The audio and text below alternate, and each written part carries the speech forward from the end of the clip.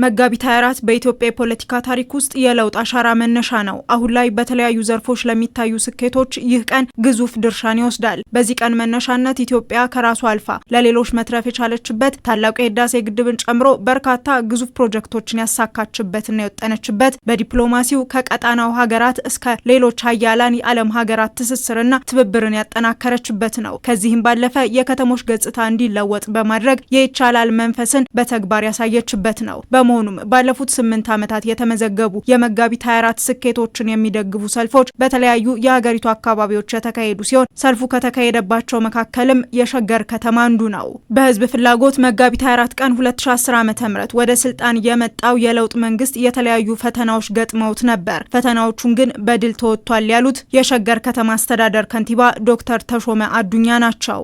ኢመለ ጅጅረማ ቢቶቴሰ ድግደሚያፉር የለውጥ መንገድ የጀመርንበት መጋቢት 24 2010 ዓ.ም ፈተናዎችን ወደ ድል በመቀየር ከፍተኛ ለውጥ ማስመዝገብ ችለናል። ባሳለፍናቸው 8 ዓመታት ወደ ኋላ ሊያስቀሩን ለነበሩ ፈተናዎች ሳንንበረከክ ከውስጥና ከውጭ የነበሩብንን ጫናዎች በመቋቋም እንዲሁም የህዝባችንን የለውጥ ፍላጎት መሰረት አድርገን ጠንክረን በመስራታችን በፖለቲካ በማህበራዊና በኢኮኖሚያዊ ለውጥ ዘርፍ ማስመዝገብ ችለናል። ጎንፈኔ ጅራ የለውጡ ፍሬ የሆነችው የሸገር ከተማ አስተዳደርም ከለውጡ በኋላ በተለያዩ ዘርፎች በተሰሩ ስራዎች ስኬቶችን አስመዝግባለች።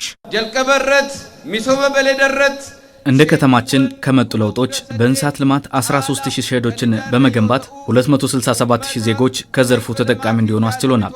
እንዲሁም በትምህርት 347 ትምህርት ቤቶች ተገንብተዋል። ጤና ተቋማትም በተመሳሳይ ተገንብተው ለህዝባችን አገልግሎት እየሰጡ ነው። አከኬኑ ጎኔራ የአርሶ አደሩን ኑሮ የማሻሻል ስራዎች ከለውጡ በኋላ የተሰራ ስራ ነው። የገቢ አሰባሰቡም ላይ በርካታ ውጤቶች ተገኝተዋል።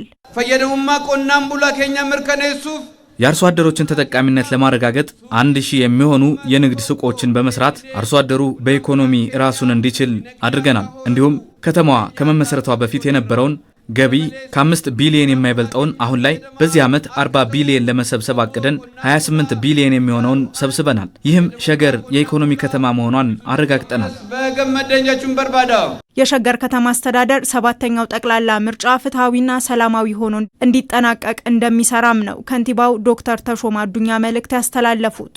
ከናፍ ፊለኖንኩን ምርጫው ሰላማዊና ውጤታማ እንዲሆን በዲሞክራሲያዊ መንገድ እንድናልፍ ሰላም እንዲረጋገጥ የሚጠበቅብንን እየሰራን እንገኛለን። ከሁሉም በላይ ያልነው ምርጫው ነፃና ፍትሃዊ እንዲሁም ሰላማዊ እንዲሆን እየሰራን እንገኛለን። ምርከኔሱ ቀብና